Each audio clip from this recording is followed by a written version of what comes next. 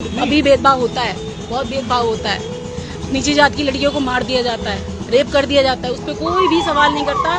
बस फाइल बनी और फाइल बंद हो गई। और बाबा साहब का मेरे पे है कि मैं यहाँ तक पहुँची और मैं यहाँ तक आई, इनकी दया है। नहीं तो हम लोगों को कोई नहीं पूछता था, हम लोगों के साथ बहुत बुरा व्यवहार किया जाता था कि हम लोग की जातिवाद में बहुत लोग अभी फंसे हुए हैं और हम लोगों को अभी भी पिछड़ा समझा जाता है। उनकी 24 किताबें हैं जो महत्वपूर्ण दस्तावेज है, उस पर फोकस होना चाहिए। आज पूरे देश भर के अंदर उनके साहित्य पर कोई चर्चा नहीं होती। जन्म जयंती मनाने के नाम पर सिर्फ नाच गाना या मिठाई वितरण या कैंडल लाइट जला देना या शोभा यात्रा निकाल देना, इसके अंबेडकर जी सख्त खिलाफ थे।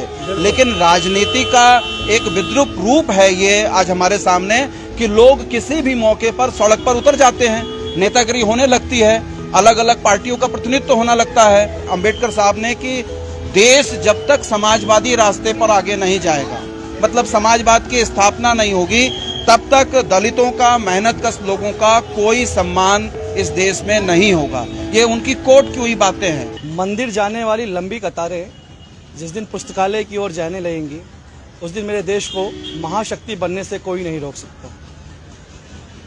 जिस दिन मुझे लगा कि मेरे संविधान का दुरुपयोग हो रहा है, उस दिन इसे जलाने वाला सबसे बड़ा पहला व्यक्ति मैं होऊंगा।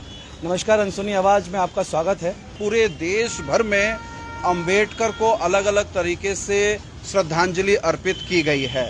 संविधान निर्माता और इस देश को एक नई दिशा देने वाले बाबा साहब अंबेडकर को हम अनसुनी आवाज के माध्यम से श्रद्धांजलि अर्पित करते हैं और ये उम्मीद करते हैं कि देश का हर नागरिक संविधान का सम्मान करते हुए संविधान को न सिर्फ अध्ययन करेगा बल्कि एक लड़ने की और संघर्ष की ताकत भी पैदा करेगा कि जहां गलत हो रहा है, जुल्म के खिलाफ आवाज भी बुलंद करेगा। ऐसा बाबा साहब हमको सिखा के गए। शिक्षित बनिए, संगठित हो जाइए और संघर्ष करिए, आंदोलन करिए, ये स्लोगन है। स्लोगन है। हाँ।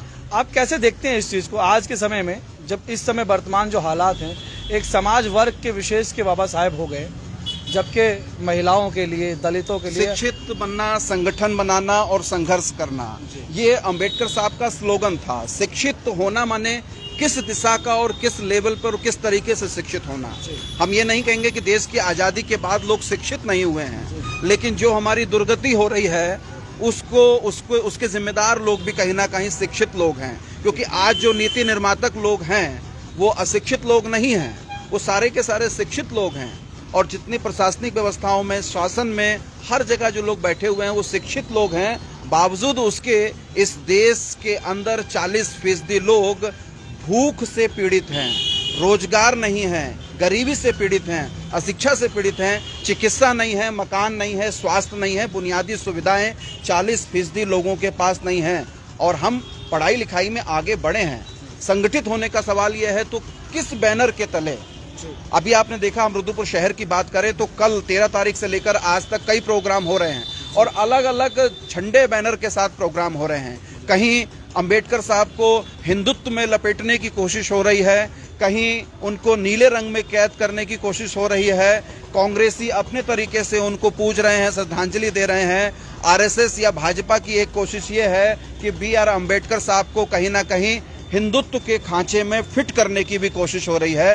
तो हम किस बैनर के तले संगठित हों, ये भी हमको सोचना पड़ेगा। संघर्ष बहुत बड़ी चीज है, बिना संघर्ष के कुछ नहीं मिलेगा। उन्होंने अपने स्लोगन में ये भी कहा था कि धर्म और जाति का नाश होना चाहिए। बिल्कुल। मैं अछूत हिंदू पैदा तो हुआ था, ये मेरे बस में नहीं है। हाँ। लेकिन मैं अछूत हिंदू मरूंगा नहीं। जी बिल्कुल, निश्चित तौर पर अंबेडकर साहब ने जो हिंदू धर्म के भीतर जातीय व्यवस्था है उस पर बहुत निर्ममता से अपनी बात को कहा है। और नागपुर में 1935 का जो सम्मेलन था, उस सम्मेलन में उन्होंने स्पष्ट कर दिया था और ये कहा था कि मैं हिंदू धर्म में पैदा जरूर हुआ हूं लेकिन मैं हिंदू मरूंगा नहीं।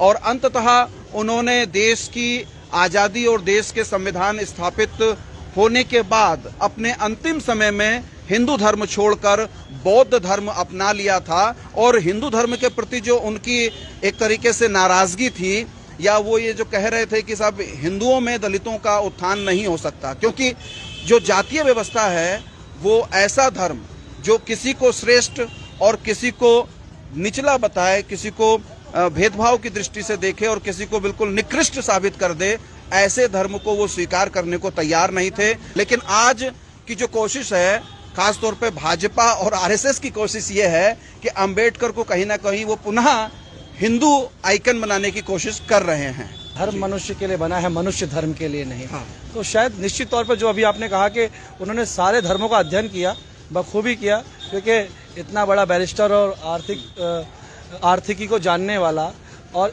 कानून की पढ़ाई करने वाला शायद ही व्यक्ति कोई उस समय भारत में रहा। आपने जो बात कहा कि धर्म वो मनुष्य के लिए है, मनुष्य धर्म के लिए नहीं है, लेकिन आज अलग हो रहा है।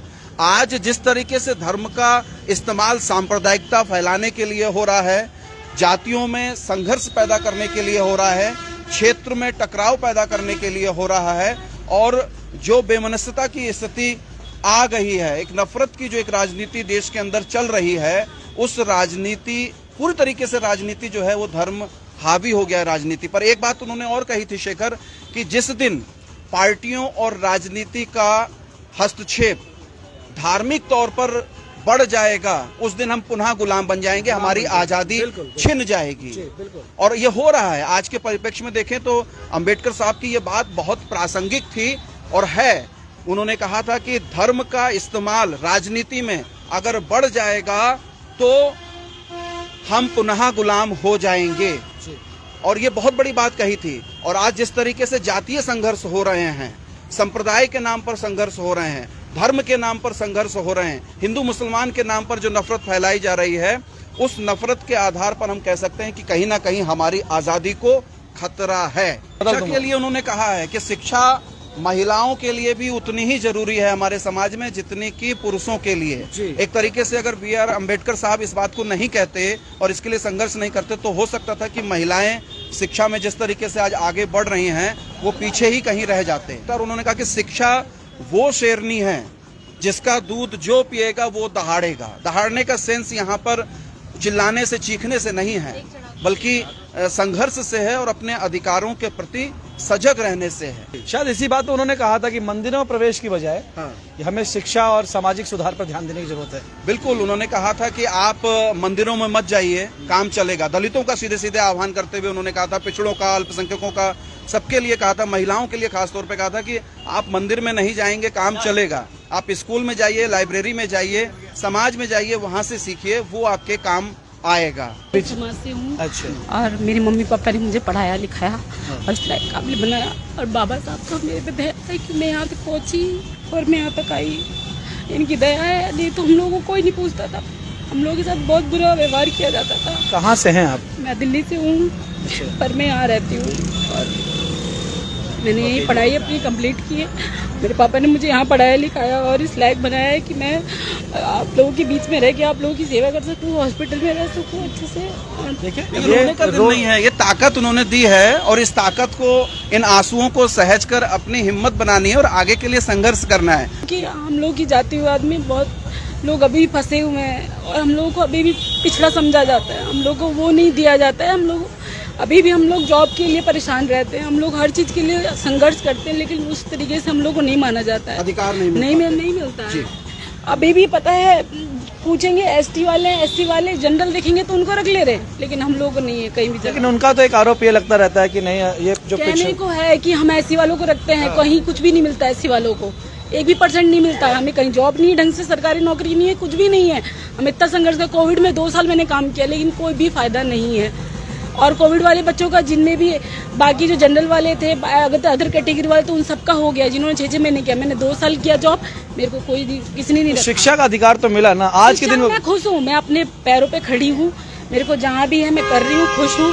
अपनी मम्मी पापा का भी ख्याल रखती हूँ अच्छे से, मुझे इस बात की चिंता नहीं है। बस भगवान मुझे ऐसे ही बनाए रखना कि मैं अपने माँ बाप का ध्यान रख सकूँ। आप अम्बेडकर को मानती हैं? हाँ, बिल्कुल मानती नहीं हूँ। वो मेरे गुरु हैं और हम उसी समाज से हैं। अपना परिवार तक नहीं देखा, हम तो अपने परिवार में घुस जाते हैं जाके।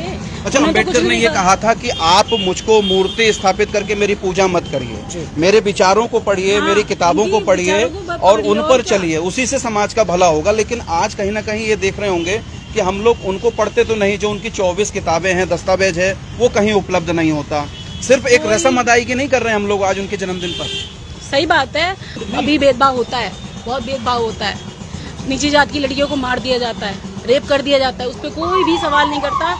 बस फाइल बनी और फाइल बंद हो गई। बस अगर वही ऊंची जात की लड़की होती ना तो उसे पकड़ लिया जाता है, मार दिया जाता है, एनकाउंटर हो जाता है। संविधान के संदर्भ में उन्होंने ये कहा था कि ये सिर्फ वकीलों का दस्तावेज नहीं है, बिल्कुल है ना, ये जीवन जीने का एक माध्यम है, एक तरीका है, और जिसको हर व्यक्ति को आत्मसात करना पड़ेगा। और इसी संदर्भ में उन्होंने आगे ये कहा था कि अगर इस संविधान का जो संविधान उन्होंने बनाया है संविधान सभा में, अगर उसका दुरुपयोग होता है और वो अपने आप पे खरा नहीं उतरता है तो उस संविधान को जलाने वाला पहला व्यक्ति BR अम्बेडकर ही होगा।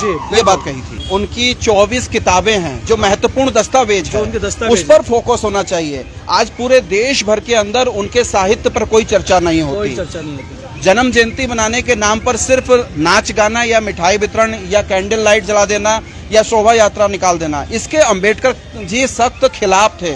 लेकिन राजनीति का एक विद्रूप रूप है ये आज हमारे सामने कि लोग किसी भी मौके पर सड़क पर उतर जाते हैं, नेतागिरी होने लगती है, अलग अलग पार्टियों का प्रतिनिधित्व होना लगता है। अंबेडकर साहब ने कि देश जब तक समाजवादी रास्ते पर आगे नहीं जाएगा, मतलब समाजवाद की स्थापना नहीं होगी, तब तक दलितों का, मेहनत कश लोगों का कोई सम्मान इस देश में नहीं होगा। ये उनकी कोट की हुई बातें हैं। जो असल विचार हैं, विचारों पर अगर चर्चा नहीं होगी तो चीजें खत्म हो जाएंगी। हाँ। और जिस राजनीति के लिए अम्बेडकर ने कहा भी था कि राजनीति में उन अच्छे लोगों का आना बहुत जरूरी है, हाँ।